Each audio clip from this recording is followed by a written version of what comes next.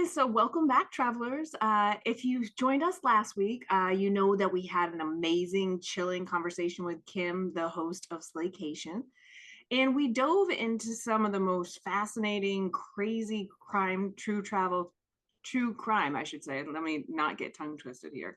Um, but there were some pretty crazy stories. And it got us to asking the bigger question: how does Kim handle the emotional weight of the levity of these true crime stories? Like, because a lot of bad shit happens, and that's hard to cover such dark topics, you know, on the daily. You see what I'm saying? Right. And so today we're actually picking up where we left off with Kim, and she is back to share how she processes that heavy side of true crime Yeah. storytelling. So if you've ever wondered how someone who's reporting on this, who's telling these stories, handles that, Kim's going to answer that question for us in today's episode. We're also going to dive into a few more of the stories that she's covered. So make sure you grab your passport and maybe a flashlight, and let's jump right into part two with Kim from Slaycation. A lot of these episodes bring up a lot of emotions: the anger, the sadness, the frustration, the what would I do? Like, what if that were me? How would I handle that? What if that were Right. my family member? How do you balance that emotion for yourself, like as you're doing this and keeping from getting overwhelmed or bogged down by those emotions?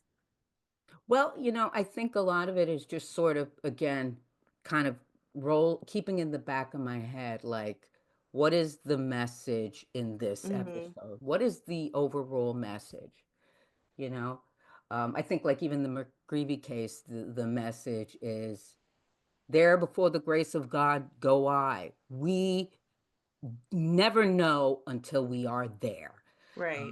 There's not one parent that has been worn down by their kid to a stub and just gave in. We've all been there. Yes. We've Sure. all been there. Yep. Sure have. And if you say that you haven't and that you would never, good for you. But That's because they haven't been tested yet. Never exactly, say never, because that's just the universe exactly, saying, hold my cup. exactly. No, exactly, exactly. Um, so I think that it's kind of like it sort of keeps me centered that I always feel like there's a deeper message in this, like we're telling the Mhm. story, but there is a message within the story. There was another case, the Amy Fitzpatrick case, where she went to a friend's for New Year's. Her family had moved to Spain. They were expats from Ireland, and she just vanished. And that case haunts me because that child was so severely neglected that this case Mhm. pissed me the fuck off Mm. because when I was hearing her mom in interviews, and yes, I'm going to say it, I was judging her. I was Right. judging her because Yeah, I'm of the belief nobody is forcing you to have kids. Don't have kids. It's that right. simple. If Right. Yep. you don't want to parent, because here's the thing, you don't get to go, yeah, you know what? I'm done. You don't get to do Right. that. It doesn't work like that. Right. Shame on you if it does. Mm-hmm. And, she just really had no clue that her kid was missing and was just, you know, was more centered on the boyfriend. And Mm-hmm. even though her daughter did not like the boyfriend, had issues with the boyfriend, it was still about the boyfriend. Right. And I was just, so the message in that was, you know, was, center your kids. This kid was 13 years old, 14 years old, maybe, yeah, I think she was actually 15, sorry. But the thing is, it's like, that's the time when you need to really be centering your kids. Like, Right. Yep. like yeah, I get it. I'm not saying you shouldn't have a man or a partner. Good for you. I think that's healthy to do that. But I think that the message is, you have a responsibility. Yeah. And You don't really, abandon your kids to be with some exactly, dude. exactly, it's your responsibility to be present. and Yeah. and and look, I almost didn't have kids because I was like, yeah, I don't know if I can do that, Mm-hmm. you know but So I really feel like that's a very important, again, and I always think like this child would not be missing if her Mom was mom, more. right, Gave a shit. and Do then you her find mom. yourself? Oh, sorry. Go ahead. No. But I was just saying, yeah, like her mom just up and took them to Spain to live with her and her boyfriend, and took her away from her family and her father and it was just like seriously, yeah, Yeah.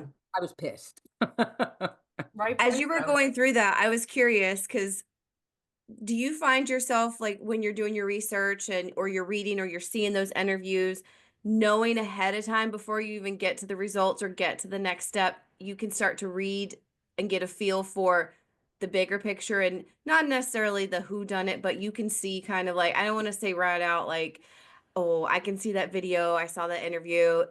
This is suspect. This is number one for me. This is who I think is responsible. Do you find yourself doing that before you get to the results of the case? There are, yeah, I mean, there are certainly those times when you come across information that makes it like, oh, that seems to sharpen the lens and the focus on that Mhm. person. Um, but I think also the other thing is that I've come to really have this sort of openness, like, don't be surprised. There are many cases where that we have looked at and was like, you know, in a court of law, this would not fly. Mhm. But they did that shit. Right. You know what I mean? Yeah. They did that shit. Like if, following the letter of the law, would we be able to convict? No. But I really feel like he did that shit, Right. Mm-hmm. you know? Yeah, exactly. And Interesting. yeah, and then there are cases where, like we had covered a case, it was the Shenandoah murders of two women, Lolly Winans and Julie Williams, and they were a couple. They were camping and they were murdered. And this had happened in 96. So over the course of the years, they had somebody that they had even arrested for the crime, and they had, they was locked in on this person. And it wasn't like this person, was a good dude, but Mhm. there were, there was like, oh, but, he may not have, like, maybe we need to. And it was just interesting that as I researched and looked at what was going on, that so many people could have been capable, if not responsible, Right. for their murders. Like suspects out of the wazoo. I was like, there's Yeah. so many shitty people. That's what it comes I down was to. like, I was Yes. like, and the common denominator, of course, is they're all men. And I was like, men, it's men. Men are the That's the problem. Yes. Well, Right? we have conversations about that on the daily, but that's a different topic for another Exactly. Yeah. day. um, but going back, so I do believe that you were some kind of a detective or investigator in your past life. So if you could go on to any Slaycation episode and try to solve the mystery where, or if you had the opportunity, which one would you go to and you feel like you could solve that murder, either whether it was unresolved or whether it was resolved, you were like, I could have done this so much quicker, or I would have been able to solve this because you guys dropped the ball. That's interesting because there's a few cases, and I guess since we're talking about it, um, I guess the Max McGreevy case, I don't know that I necessarily would have solved it per se, but I would have carried out I would have carried out that investigation a little different. I You- have to wonder, was the mom capable of bringing in like a PI to Aruba and be like, I'm unsatisfied with the results. They wouldn't do the DNA. They wouldn't do this. Like, I listened to that one, and Natalie Holloway was the very next year, and voila, she's Yeah, missing too. yeah. So Aruba has some problem with if somebody goes missing. Girl, I that is love true. Aruba. It's very ambient, but maybe don't send your teenager there, especially Yeah, I mean, unattended. no, it is So, true. I mean, I feel like maybe if you had more money, or maybe if you had, like, I don't know what it takes to fly in. They did fly in a PI for Natalie's Yes. case. For Max's case, I don't think they did. She just kind of conceded and went home. But She maybe did. she didn't have the means to fly in a Well, PI. look, that's always something that we have to look at. Like there's, a lot of people don't have the means. She did consult a detective who did look at the case and And that was when she came back to the States, yes, correct? Mhm. yes. Now, the thing is that he was actually instrumental in helping get the FBI involved. But then the FBI, after 9/11, it all just kind of Mhm. fell to the wayside. And I think the important thing is, it's like they always talk about, which I get, it makes sense to me. Investigators always talk about the first 48. Yeah. So you need that first 48 is crucial. Mhm. And I will always believe that had those men been sequestered and separated and Because their stories weren't adding up at all. right, right, right. Because if you separate the two of them and you ask them questions, okay, you could see whether those stories align. And when those stories are not aligning, you could start to chip away at Right. those lies and get closer and closer to what the actual story is. I mean, you're never going to know what exactly happened, Right. but you'll get sort of, a closer, understanding to, Mhm. what occurred. And I think that that was a missed opportunity, a Yeah, missed agreed. opportunity. Um, you know, and with the time that has passed, it was just, and then it got completely swallowed up by the Natalie Holloway case. Mhm. Oh, and that didn't help bring like, hey, you would think sometimes that those would be, let's think about Like, this this is a and be pattern. right. Perhaps, perhaps we Oh, should. Because that was pretty obvious that that Vandersloot guy did it, but Yeah, they didn't charge him no. right away at all. It was like a year or two later. It was crazy. Like It that, wasn't until he actually killed someone. somebody right. else. So have you found in looking at cases, especially outside the states and stuff, the differences in the way they handle law and the way that they handle crimes, the way they handle suspects, victims, like is there a frustration there? Is there similarities between the way they do it outside of the states and or how do you navigate that part of like, well, balancing what how we handle things in the states versus how they're handling it? Well, it's interesting because I think at the end of the day, a lot of it really just comes down to what is good, solid investigative skills and what Mhm. is not. And I think like you can have,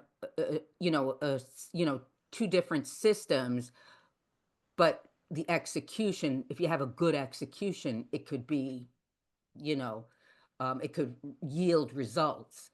Like in Aruba or in like a lot of these countries, they do what is called like a reconstruction, like they reconstruct the crime scene. They have the person sort of act out or play out, you know, the crime. I mean, and I don't know how useful that is, but I would Mhm. imagine that there is a psychology behind that, Mhm. Yeah. Yeah. you know. Um, but I do, think that if certain things are done, especially right out the gate, could Right. really help with getting these kinds, with getting answers. Yeah. Do you find consistency in, like, as we can say, just bringing up the Aruba case, for instance, that that's how they consistently handle? One of the things I liked that you guys talk about and have mentioned, and especially in like your show notes and stuff, is you don't, when you're doing a location, you don't generalize locations. This is a bad area. You give information about this is the what to expect of in Right. that area, because there unfortunately there's crime everywhere. There's It can negative, happen to there's anybody at bad, any time. and I think you do a really good job of not making it sound like don't go here. But Right, are you finding consistency in the repeat locations that you've seen, not necessarily just in your right, podcast, but in your true crime journey all over, right. Yeah, well, I will say that, there's consistency in that there's always going to, no matter what, no matter where, there's always going to be some brand of crazy. Like Mhm. there's no getting around that.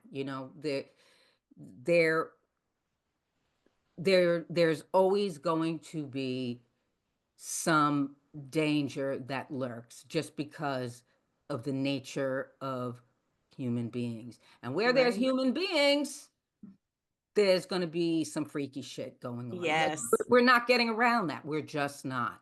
So a Right. lot of it really isn't the place in as much as the people in that place. Right. And you have to look at the people that you're around. Right. It's Yeah. like you would think that the McGreevy family would be safe in a nice resort, and that why should they be alarmed? Why should they have their guard up when they're just making friendly chit chat with a fellow guest? Like, Right. I Right. wouldn't think like, this person could have a deep seated history of some major shady shit. Like, you're not Yeah. thinking like that, you know? Right. So it's almost like it almost doesn't really matter where you are, you know? Um, Yeah. it just sort of drives home the point that no matter where you are, no matter how you perceive the safety of that particular place, you still have to have your guard up. Yeah. Right. And trust your gut. Like for that Oh, poor mama that was worn down, like if she had, it's doubtful that anybody at that point, what they've been through, and she was just trying to throw the kid a bone, and let him have a good time. But also she did have that gut instinct, like I yes, don't think I should let him go. I really don't think I should let him go. Like for me, my takeaway from that is trust your gut. Be the right. fucking bitchy mom, Denise. And you Exactly. feel like Yes. if you feel like something is wrong, then you should trust that instinct. Absolutely. Um, Exactly. Exactly. But we do get So there as moms and like, okay, we've been here for a few days. I felt that's what's so comfortable. sad about that Yeah, one. That is. it's for me, that's that one. Yes, I I haven't agree. listened to all of them, but for me, that was the hardest one to take away because she didn't do anything wrong. She was just trying to have a good time on vacation, and they were totally poached. They found them, and they knew they had a plan of action, and they had a history that showed Exactly. that they were capable of this, and that's just so unfortunate for that family. But Exactly. Exactly. so just taking a little bit of a different spin. So you work with your husband Adam and you work with Yeah. Jerry. Do you guys ever have any challenges of like, well, working with your husband or with your Mhm. bestie? Like, is there any episodes that have come up where you're really not on the same page, or one thinks he could have done it or you think he couldn't have, or how does that work with spending so much time with your significant other and working on the podcast? 'Cause that's a lot of time. Denise and I've learned that it's a lot of time that goes into recording a podcast. So we can We only feel imagine like how much we're a time. married couple. We call each other Yes, that's wives. what it does. That's that's what it does. I think, I feel very fortunate in that we are very much in sync. And just by being in sync, we're sensitive to each other. And I think that is instrumental because you're not going to agree on everything. You're going to have different ideas. You're going Mhm. to have different thoughts. You're going to have, Adam is sort of the audience proxy. So he's listening to me tell the story. So yeah, there have been times when he's like, "Oh, I'm not getting it," or and I'm like, "Fuck you, you're not listening." Yeah. But but as somebody that I recognize, like as the audience proxy, I always and I think we both kind of take the attitude of, okay, let's take a step back and let me just try to understand where you're coming from. And I think that has been helpful for us because at the end of the day, what we want to do is we want to make a great show. We Mhm. want our show to resonate with our audience. We Yep. want our takeaways to be, helpful. And given that that's all of our primary goal, we center that and try not to let our own little bitchiness take over. Yeah. Because that can happen. Oh yeah. So you have to kind of like, all right, let me just take a step back. All right, where, and so I think that we've kind of done really well with that. I think Mhm. Adam too, you know, us being in a relationship, having, raised a kid, which, I always joke like he and I have completely different parenting styles. And, Mhm. given that it was like never, like we was not that couple. It was like, oh my God, we're going to have babies and we never really discussed like, well, what are we going to do? And come to find out, completely different. Yes. Completely different. That was like on the job training. Like, Yeah. Mhm. so I think like having been able to navigate those challenges has really helped us in sort of looking at the big picture Yeah. Yeah. and sort of, recognizing that whatever is going on within us personally and, like, yes, maybe that needs to be dealt with. But right now, let's just, what is the big picture? How do we address that? And, Yep. and if I didn't like his attitude, we'll have a conversation about that later. Yeah. Because we know who wears the pants in this relationship. Exactly. Did you guys have the same vision for the podcast when you sat down to start recording, or did it grow? Denise and I had one vision where we were sort of professional, and then it slowly turned into, this is not us. We're more chill, we're more laid back. Let's break out the Yes. mimosa. And we love your vibe. We love you guys Thank shoot the you. shit And back we and like that you're forth. a little bit sweary like me. I'm Yes, such a we potty mouth. really tried not to swear in the beginning and bleep it out or cut it out, and we're like, this is so not But that's us. not So us. So we're just it's decided to embrace us. And if people don't like swearing, then don't fucking Exactly. listen to us. That's, yeah. No, but I think that that's the best advice, really. Be who you are. Yeah.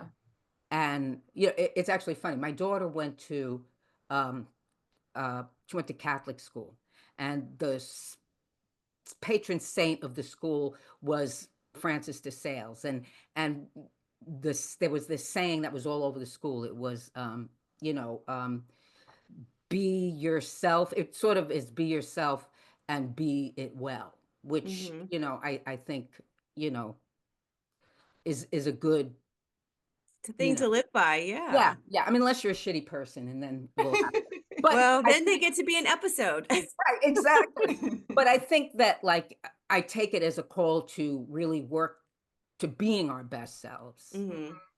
you know?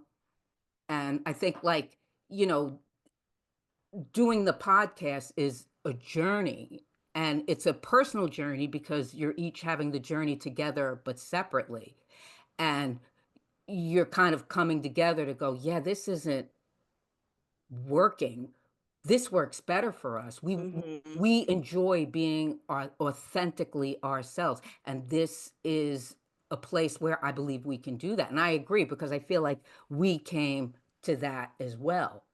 Like, Okay. we're not journalists. And Mhm. there are plenty of true crime podcasts that will give you that journal deep dive researched from that investigative, Right.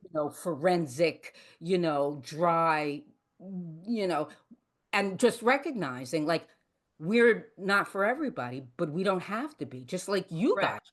Yeah. Yes. Mhm. And that's okay. There's something out Yeah. there for everyone. Absolutely. Yeah.